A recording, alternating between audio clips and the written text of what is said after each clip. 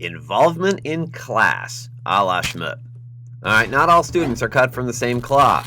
Heck, school would get boring if Mark was the same as Audrey, Nick was the same as Sarah, and Laura was the same as Riley. Yeah. Well, fortunately for us, we're not living in some depressing future where we've been deprived of free will and eventually realize we're the chosen one.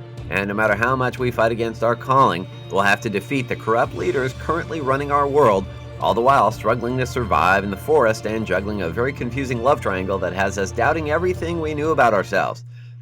Or something like that. We haven't read many books like that, but moving on.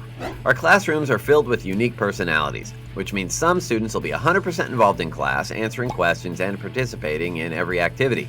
You know, like this kid, kind of a show-off, huh? Yeah, but then there's this kid. She has trouble learning and is behind her peers academically. Well, because of this, she has a poor sense of self and has isolated herself socially. Well, reaching these kids is a lost cause, right? Might as well let them fall behind, struggle in school, who knows what happens to them. Wrong. Oh, so wrong. Listen up, because this is important. There's always a way to reach out to students, always. It's just a question of how you start. Well, lucky for you, we've got a few tricks up our sleeves. Trick number 1. Positive praise. Seems obvious, right? But some students don't hear any sort of encouragement ever, whether they're at home or at school. They have lousy parents criticize them all the time. It's why they got shy and retiring in the first place, right? Well, if you care about them, tell your peers when they're doing well. It not only keeps them engaged, but it also boosts their confidence, builds trust, and increases their desire to succeed. So go ahead, give out praise. Praise to you is like cars to Oprah from here on out, right? Got it. Good. Trick number 2.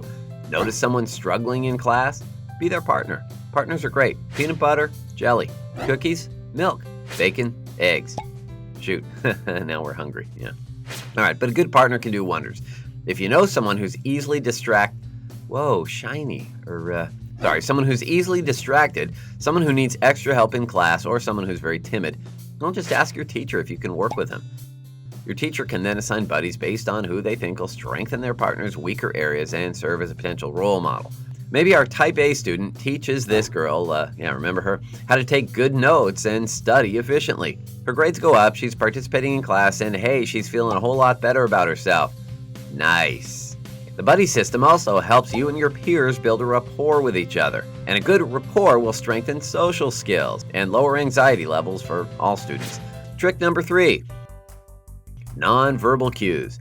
This one's a good idea for our shy guy and something you can discuss with your teacher. Have your teacher speak to him in private and set up a cue for when he'd like to participate and volunteer in class. Well, we know that raising your hand can be the hardest part. Putting a discreet signal in place eliminates the need for our shy student to volunteer, but still allows him to participate in a way he's comfortable with. Look, here's the bottom line. It's never too late to reach out to a student and get them involved. We're not saying you'll see changes overnight. It's a slow process, and as much as we'd love to wave our wands and yell, alakabloomy, well, that's not how it works. So if you have a wand, we'll see what happens when you say alakabloomy. We're curious. You never know. These things could work. All right. Well, you're going to run into all types of personalities in life. Knowing how to reach all of them is important and ultimately pretty darn rewarding. And really, it's a lot about why you have teachers teaching you in school and not just robots. So go ahead and try out some of these involvement tips, and let's all try to avoid that bizarre future where kids are trying to kill each other. Sound good?